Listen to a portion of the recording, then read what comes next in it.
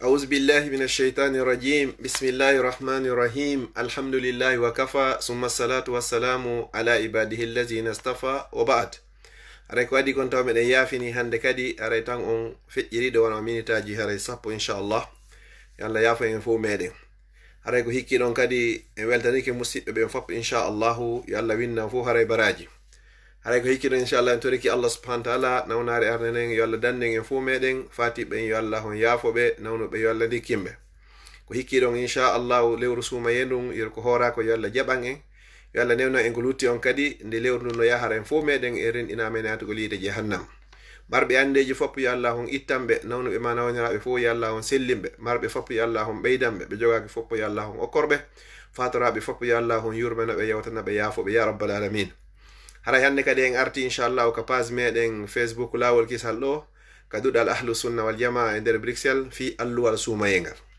hanki en yewtuno yewtere nde wannon en nden hanki haray ko fi yen du'ano nene e baba yo Allah newnan en wawi du'anede mawɓe meɗen ɓen wuruɓe e fatiɓe en toriki Allah yo Allah yaafo en yaafo mawɓe Fuuta Jallo fopp ya rabbal alamin kala ko ɓe faljino yo Allah on yaafoɓe kala ko ɓe hawronirno e sawaba yo Allah yoɓirɓe saabu moƴƴere makko e yurmede makko e fadlu makko e mannu makko e karam makko en innino en yewtay hande toɓɓere wotere Ankadi ko honɗum yiɗuɗaa ko ɗum ɗo woni mawdu hande on inchallah haray en yegitari balɗe sappo ɗen haray hande heɓama 6 newata haray yontere nden timmi haray balɗe sappo araneɗen ɗeɗo inchallahu haray ko yurmede hakkundeje ɗen sappo hakkundeje ɗen ko yaafede haray sappo sakkitoroɗen haray ko rinɗinede natugol yiide jahannama yo Allah okku en ɗi moƴƴereji ɗo haray tatino yo Allah dandu en tawede ɓen e huɗaɓe e ɓen luttinoyteɓe ka nder yiite jahannama feƴƴinde yewtereji ɗin foppo ha jama wawa naftorde yo Allah winnan on fof moɗon baraji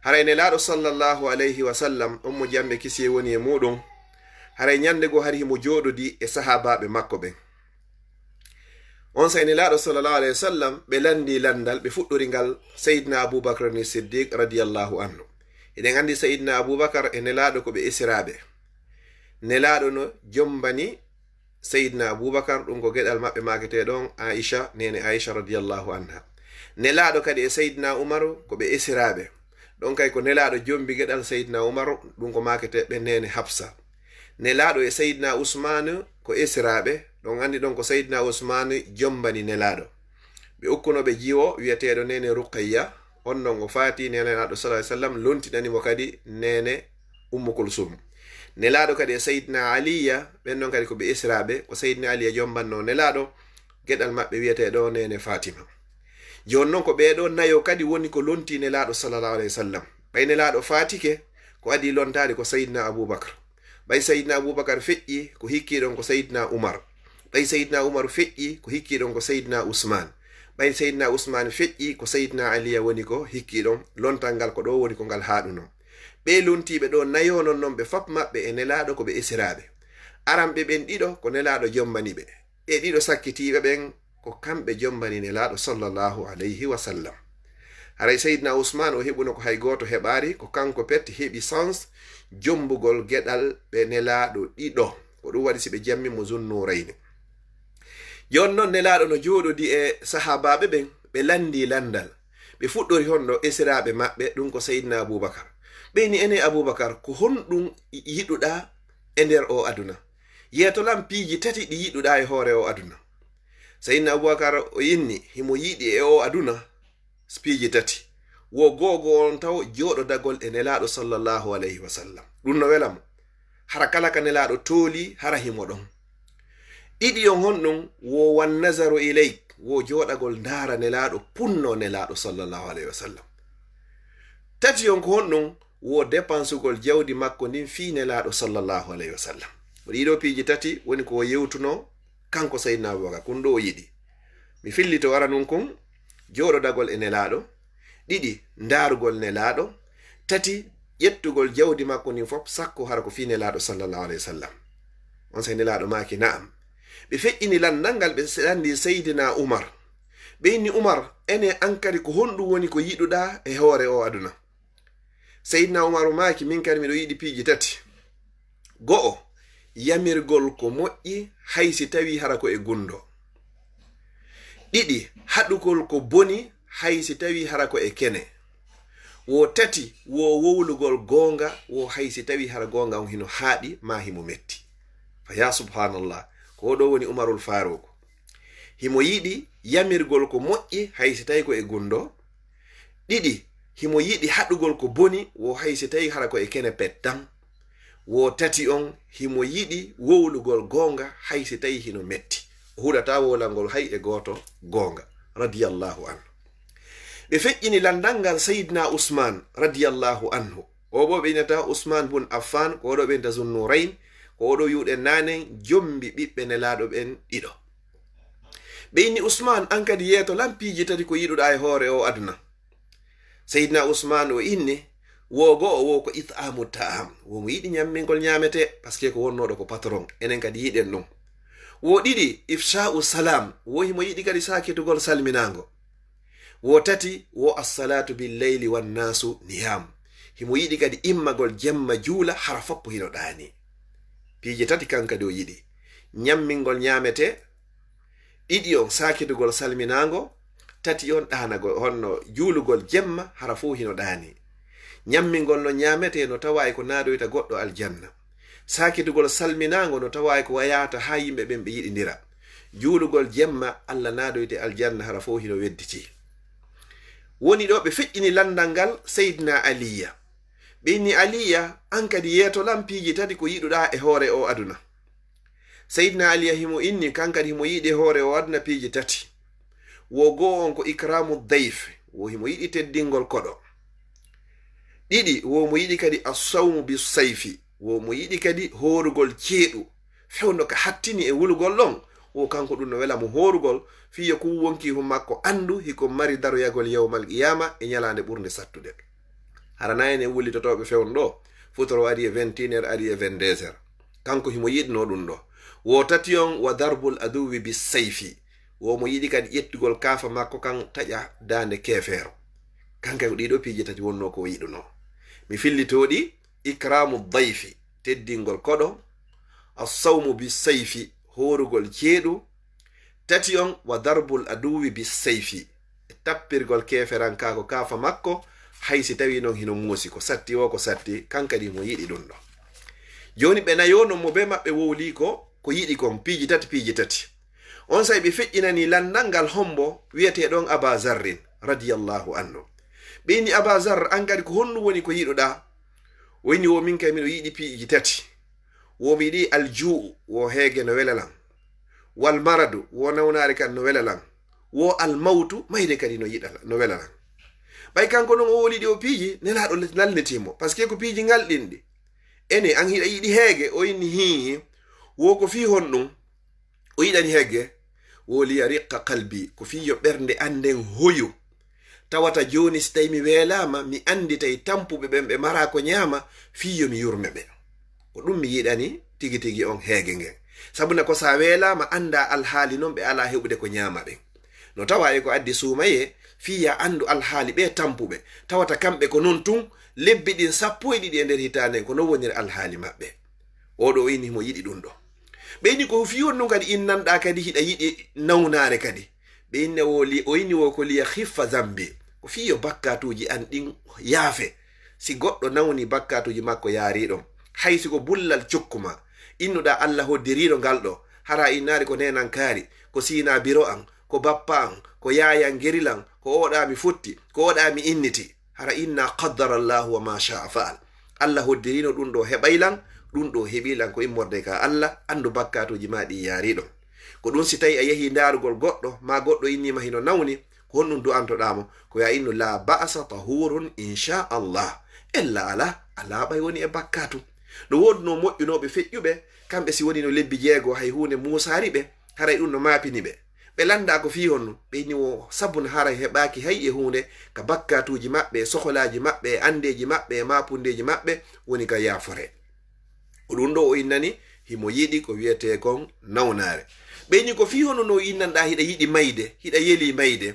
Woli alqa rabbi, wogo fiyo mi yiidoy e jomi an e Allah wawata yiidoyde fodde a mayari. Joni noon sa yi goɗɗo no hula yewgol laakara ko ɓay hare ko jawɓare ndi woni moƴƴaari. Oɗo noon o inni himo yiɗi mayde nden fi honɗum fi yo hawroy e joomi makko. mi fellito piiji tati ɗi abasarre yiɗi ɗin.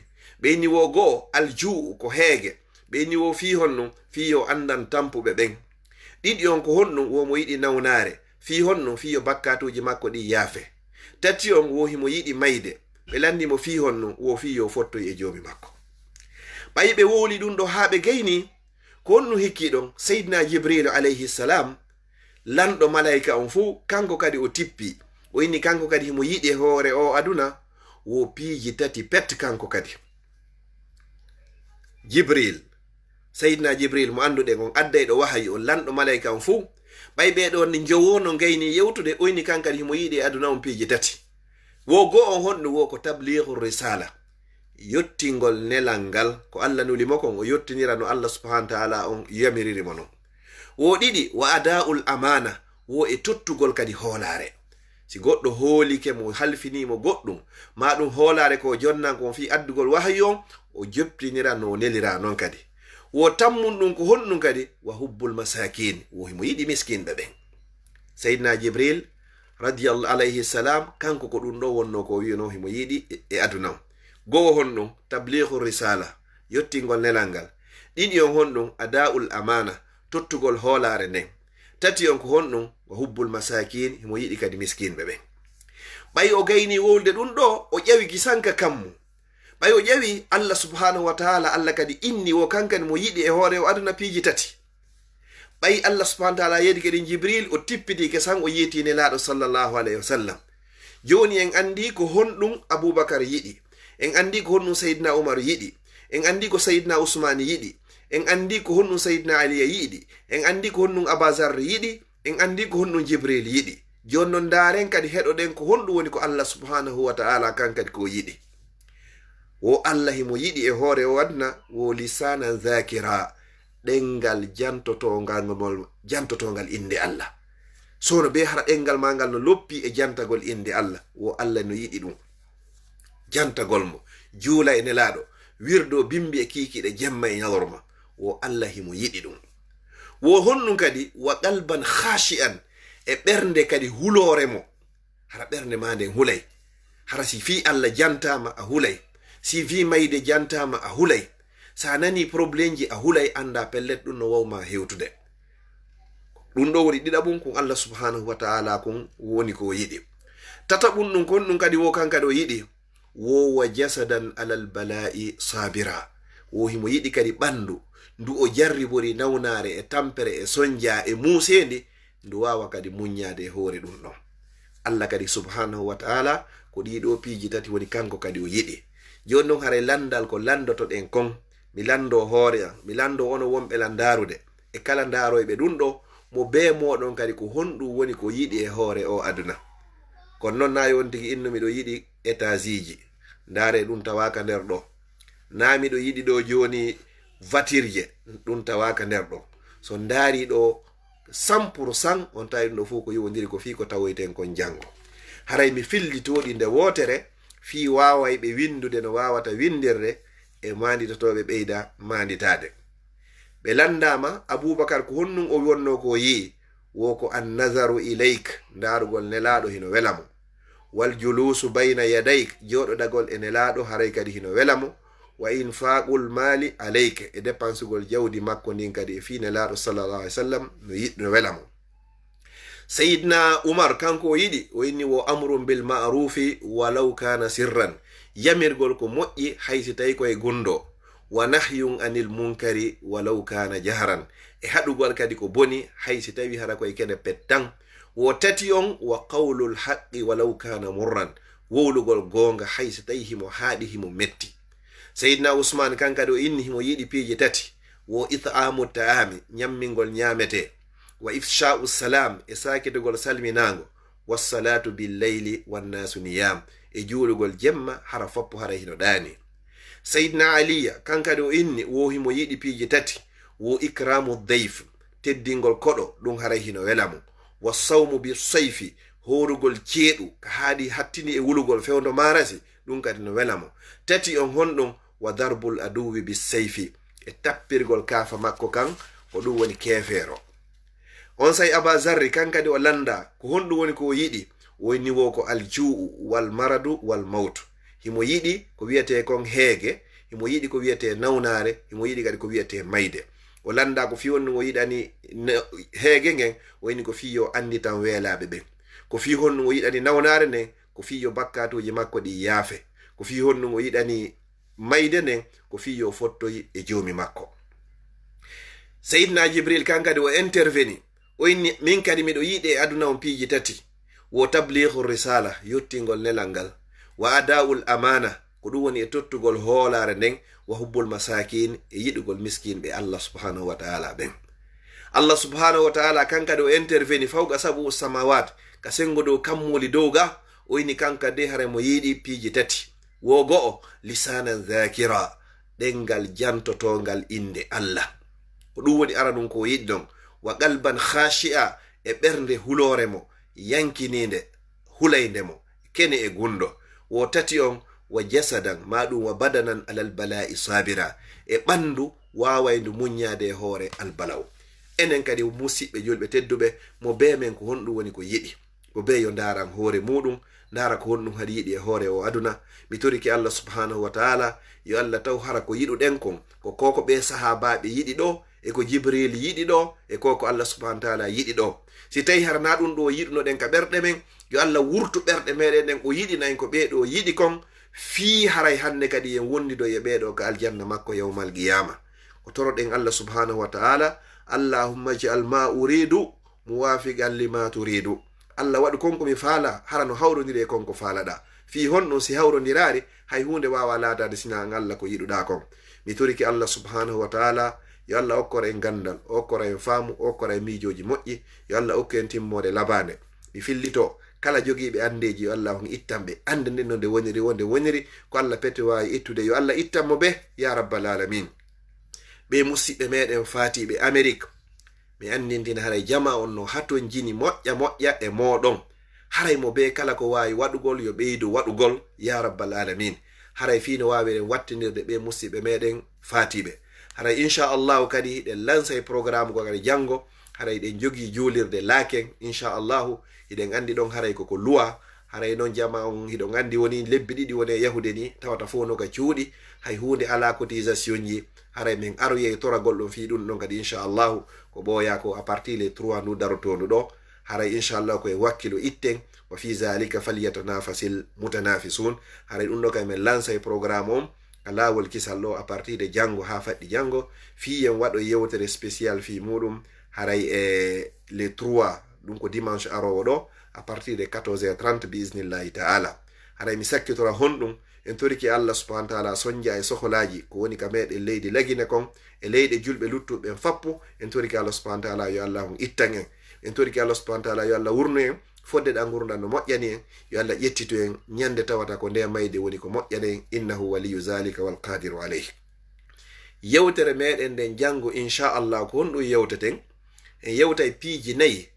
Ɗin piiji nayi ɗon ko wona yiɗi sabu yanya arsike goɗɗo, e piiji nayi wona yiɗi sabu kadi udda arsike goɗɗo.